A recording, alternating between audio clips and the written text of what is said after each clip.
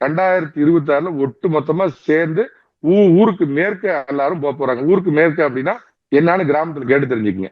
சுடுகாடுன்னு இன்னொரு அர்த்தம். குற்ற இன்னொரு குற்றச்சாட்டு என்ன வைக்கிறாங்கன்னா, திமுக மீண்டும் ஆட்சிக்கு வந்தால், ஆட்சிக்கு வரதுக்கு முன்னும் ஆட்சிக்கு வந்ததுக்கு அப்புறமும் வந்து பல பேர் அதிமுக சேர்ந்தவர்கள் இணையதுக்கு வாய்ப்பு இருக்கு திமுகல. அந்த பேச்சு அடிபட்டு இருக்கு சார். இல்ல வேற ஏதாவது அதிருப்தியில இருக்கிறாங்களா?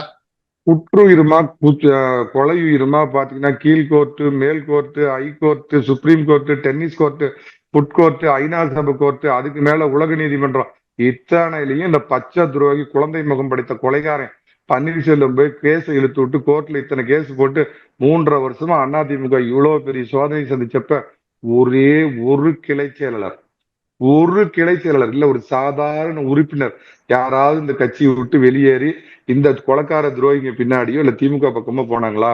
இவ்வளோ பெரிய ஒரு கட்சி சோதனையான காலகட்டத்தில் அதை சீர்தூக்கி எடப்பாடி பழனிசாமி அதை கட்டமைத்து மறு நிர்மாணம் செய்யறப்ப கூட இருந்த கட்சிக்காரன் நாளைக்கு ஆட்சிக்கு வர்ற போற அதிமுக விட்டுட்டு போவானா?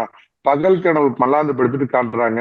அந்த மாதிரி இதே இல்ல. இவங்க எல்லாமே சொல்லணும், 2026ல வாயிலையும் வயிற்றுலயும் அடிச்சுட்டு சாவ போறாங்க. 7.5 இல்லாத 4.5 ஆண்டு நல்லாட்சி கொடுத்த எடப்பாடி பழனிசாமி தமிழகத்தை ஆளப்போவது உறுதி. இந்த துரோகிகள் வீழப்போவது உறுதி.